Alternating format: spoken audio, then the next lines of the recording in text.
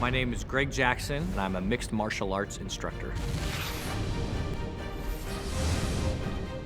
We train amateurs, professionals, and lots of different organizations, but yeah, there's boy, I don't know how many we've got, 20, 25 maybe in the UFC, something like that. It's a crazy number. Definitely the biggest camp in the UFC, for sure.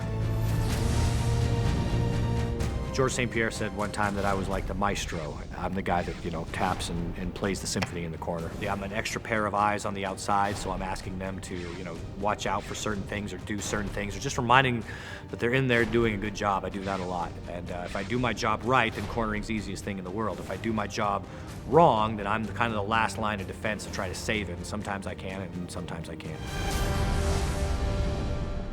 Well, a decision tree can be looked at either microly or macroly, and macro is a lot easier to understand. Macroly, you can say, do I want to throw a left punch or a right punch? That's called a cluster. Well, imagine if you could do certain movement patterns to make that fight predictable. So say, I am going to move in a place where all he can do is hit me with this right hand. So then I'm just waiting for it. And as soon as that right hand comes, oh, there it is. I knew it was coming, and then you're ready for it. It gives you that predictability, that gives you that confidence, and that lets you keep the initiative and lets you win the fight. That's a very important concept. So if you start thinking like that, you're not just thinking, okay, I'm gonna come out and I'm gonna throw 2 jabs and a right hand, and then I'm gonna see what happens. If you're thinking to yourself, I wanna put myself in a position that the very nature of his blocking my jab allows me to hit him with a right hand, then you're in a structure where you're maximizing your chances for success. That John Jones-Shogun fight, Shogun was covering his hands high a lot, trying to defend his head from John's very powerful strikes.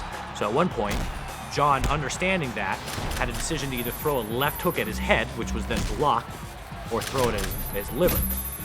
So he stepped in and was able to really do some serious damage to the liver because he had done so many shots to the head. That set up predictability in a system, and that's a lot of what clustering is it makes fighting predictable. Having that in mind, all you're doing is clustering over and over and over. You're just putting yourself in these positions where no matter what they do, they're gonna get nailed. The process is the only thing that I own. I don't own that victory. Like, the victory is theirs, but the process is mine and the fighters together. Like, we share that. Every day we share that. So when we win, I'm happy for about a minute and a half, and then I just want to do it again. UFC Undisputed 3, your move.